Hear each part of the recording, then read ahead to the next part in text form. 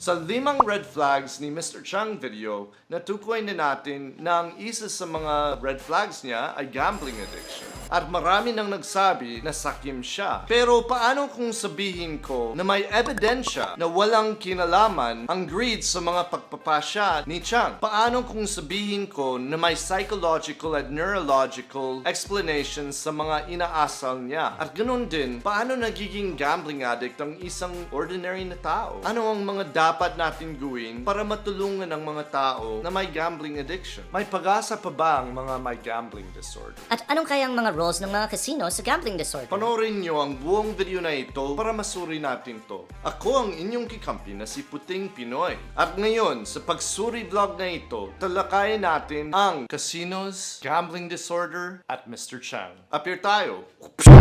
Mabuhay kayo! Paki-subscribe at sampalin ang kampana. Bago tayo magsimula, ito ang mga nanalo sa giveaway sa Red Flags video. Please contact me sa Facebook or IG para makuha nyo ang giveaway nyo. Disclaimer, please do not send any type of hate to people discussed in this video. It is meant only for educational purposes. And if you or a loved one has a gambling disorder, please seek professional help. Justin Reese Larcom had everything. Magandang asawa, magandang trabaho, 2 anak. Until one day, naging depressed siya nung nalaman nila na may cerebral palsy ang isa sa mga anak niya. One day, habang nanonood siya ng sports, may lumitaw na gambling advertisement. At naisip niyang subukan ito. Nanalo siya, nakatikim siya ng excitement at tagumpay sa gambling. And winning just that one time led him to continue to gamble. Paunti-unti, nawala ang pera niya, nahiwalay sa asawa niya at bihira niya na makasama ang kanyang mga anak. He went from having it all to losing it all. Maraming kwento na ganyan tungkol sa pagkawala ng lahat sa buhay nila. Maging asawa, anak, pera, kung minsan yung mga trabaho nila, yung tiwala ng lahat ng malapit sa kanila, lahat ng dahil sa gambling. Isipin natin si Mr. Chang nung nalustay niya ang 300 million pesos. At kung huhulaan ko lang, parang hanggang ngayon may pera na siyang ginagastos sa pananugal. Halimbawa, anong uri ng utang ba yung 50,000 pesos na binayad ni Basil para sa kanya? Nasaan pala ang ref na nabili ni Basil para sa kanya na biglang nawala? Ayaw na ng mga anak at kapatid na maging parte siya ng buhay nila. Mr. Chang's and Justin's confessions hint at very intense gambling disorders. Para masagot natin ang unang tanong, if greed is the motivating factor sa gambling addiction, suriin muna natin kung ano ang gambling addiction as defined by psychology and neurology. A gambling addiction is a progressive addiction that can have many negative psychological, physical, and social repercussions. It is classed as an impulse control disorder. This of course can lead to severe consequences. Nagbigay ng perfect paliwanag ang isa sa mga kakampi natin. Sabi nga, pag sugarol at natalo kahit undies, if may tatanggap, ibebenta o isasanlan nila. It is a terrible disorder that destroys friendships and families and even oneself. Paano kaya nagiging sobrang lakas ng hila ng gambling para sa mga ibang tao, mga kakampi? Pag-usapan natin ang cognitive, behavioral at neurological reasons kung bakit nagiging gambling addicts ang mga tao. At ganoon din kung paanong ginagamit ng mga casinos at gambling industry ang mga cognitive at neurological ways to keep people coming back or never leaving casinos or gambling. Unang-una, suriin natin ang mga cognitive factors. Isinagawa ng world-renowned behavioral psychologist B.F. Skinner ang 2 experiment. Sa isang experiment, pinindot ng isang kalapati ang button para makakuha ng pagkain bilang reward. Kaso lang, random naman ang paglabas ng pagkain. Tuloy-tuloy ang pagpindot nila and they assigned a connection between pressing a button and pagkuha ng reward. Ang tawag sa method na ito ay operant conditioning, kung saan ma-associate ng kalapati ang pagkuha ng specific reward sa ginawa niya. Ganoon din na schedule nila yung paglabas ng reward. This is called schedules of reinforcement or intermittent reinforcement. Isinasagawa ang ganitong reinforcement para tuloy-tuloy yung pagpindot ng kalapati sa button. Sound familiar? It's the same reinforcement used on people at slot machines in casinos. Ipinaliwanag ito ng isang renowned clinical psychologist dito sa Pilipinas, si Dr. Hani Karandang. First, you're just playing innocently and then you win and lose and then you win. The nature of it is, hindi mo alam kailan ka mananalo. So you try and try. Saka mananalo ka kung minsan natatalo ka. In psychology, it's called intermittent reinforcement. Ibig sabihin, yung reward comes unpredictably and you realize that sometimes you think baka ngayon ako mananalo. Di ako nanalo, so bukas na lang. You always try kasi dumarating yung reward. Hindi mo lang alam kung kailan. At hindi mo na ma-resist, hindi mo matiis, hindi mo mapigil kasi na-hook ka na. Yan ay isang halimbawa ng cognitive behavioral reasoning for gambling. Siyempre, tulad ng experiment sa mga kalapati, di laging lalabas ang reward, i.e. ang pera sa pagsugal. Kaya, laro ka ng laro hanggang sa mananalo ka ulit.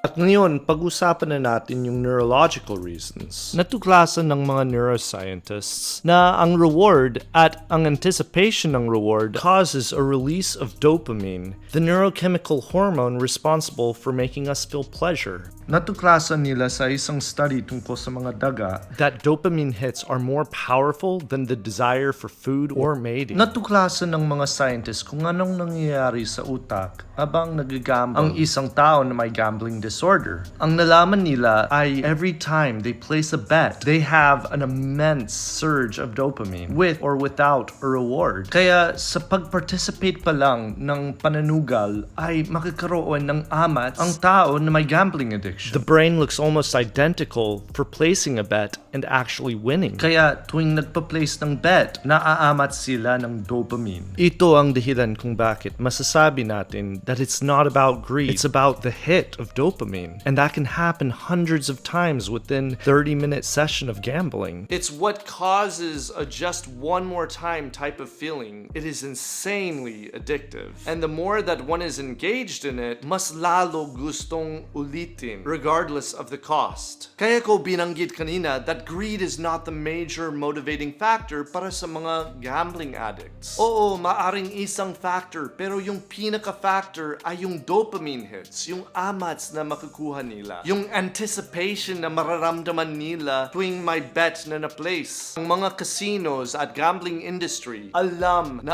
nila ang mga psychological at neurological tricks na ito. It is specifically designed para makakuha ng ating mga pera at para sa mga gambling addicts, it exploits their mental disorder. Isa-isip natin ang layout ng mga casino. Wala kang makikitang clocks. Maliwanag ang casino 24/7 para mawalan ka ng sense of time and place. Lahat ng mga upuan ay specifically para sa gambling area. Kung di ka magsusugal, di ka makakaupo. Nakapag-design din sila ng paraan para maraming tao makapagtipon-tipon para mas exciting, mas masaya. Even the architecture is designed in a way that makes you feel rich and fancy, and sometimes there will be these curves in the structures para mas lalo ka mag-explore, making it more likely nagagastos ka. Karamihan ng mga casino ay magbibigay ng libreng alak para mas lalo malabo ang judgment natin. Yung mga iba magbibigay ng mga vouchers na inaakala na free money or perks. Sa mga iba naman, mayroon credit reward systems. Ang layunin ng lahat nito ay para lalo ka magsusugal. The visual aspect of slot machines ay dapat baliwalain. They are designed only para mabitin ka, causing another dopamine hit. The slot machines are randomized in a way that the outcome is already selected nang hinila yung lever. It is a trap. Ang mga tricks nila can work on anyone, but with awareness, mas lalo tayo magiging defensible. Lahat naman tayo ay susceptible, though some more than others. They may be more susceptible, neurologists say, dahil mas mababa yung dopamine repletion sa kanilang utak. And because the dopamine hits from gambling can be so strong, it can hijack the brain, thus causing a genuine addiction. Kaya paano maiwasang maging compulsive gambler? Kung pupunta ka man sa isang casino, maging mahigpit ka sa pera na gagamitin mo. Kung magdadala ka ng 1,000 peso, yan lang at hindi mahihigit doon. Isa pa, ang pinakalayunin ng pagpunta sa casino ay para matuwa, hindi para manalo ka ng mga pera. Kasi kung ganun, sobrang lakas ng hila ng mga psychological and neurological elements ng casino. Pinag-aralan nila ito ng maraming taon. Hindi tayo mananalo. Tulad ng sinasabi nila, the house always wins. Knowledge is power, and knowing these tricks helps us to resist their traps. So paano naman si Mr. Chang? O kahit siguro may kapamilya ka or kaibigan ka, may pag-asa kaya sila? Well, may magandang balita doon mga kakampi. Successful treatments for gambling addicts are hopeful according to experts. Treatments include psychotherapy, medication, support groups, and social support from family and friends. Paano ka makatulong sa isang gambling addict? Ito ay ilan sa mga do's and don'ts para matulungan natin yung mga friends and family. Do seek support from others. Recognize your friends' good qualities. Remain calm when talking about gambling and its consequences. Explain problem gambling to children. Understand the need for treatment of problem gambling despite the time it may involve. Set boundaries in managing money. Take control of the family finances. Review bank and credit card statements. Don't preach, lecture, or allow yourself to lose control of your anger. Exclude the gambler from your family life and activities. Expect immediate recovery of all the problems that come from gambling.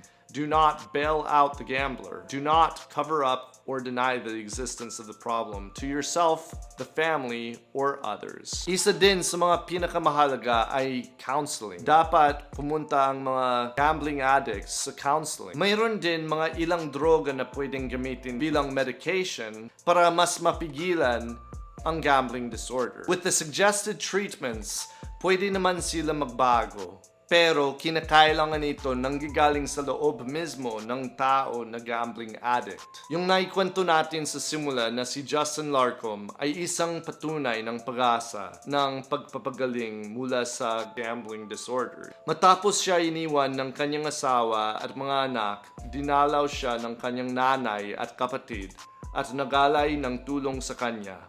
Tumanggap siya sa tulong nila at tumigil siya sa gambling. Nagsulat siya ng best-selling book tungkol sa gambling addiction sa Amazon at pwede na siyang makasama ang mga anak niya ulit. So may pag-asa pa ba ang mga tao tulad ni Mr. Chang? Well, ang sagot noon ay nasa kanila yan. Nasa tao mismo yan. Pero dahil sa educated tayo, sana mas marunong na tayo tutulong sa kanila. Comment ang mga isip nyo below and include the hashtag Psychology of Gambling Disorder para alam ko na nakaabot kayo dito. Hanggang sa susunod. Huwag kalimutan na sampalin ang like at sampalin ang kampana. Hindi ko naiintindihan ang larong ito.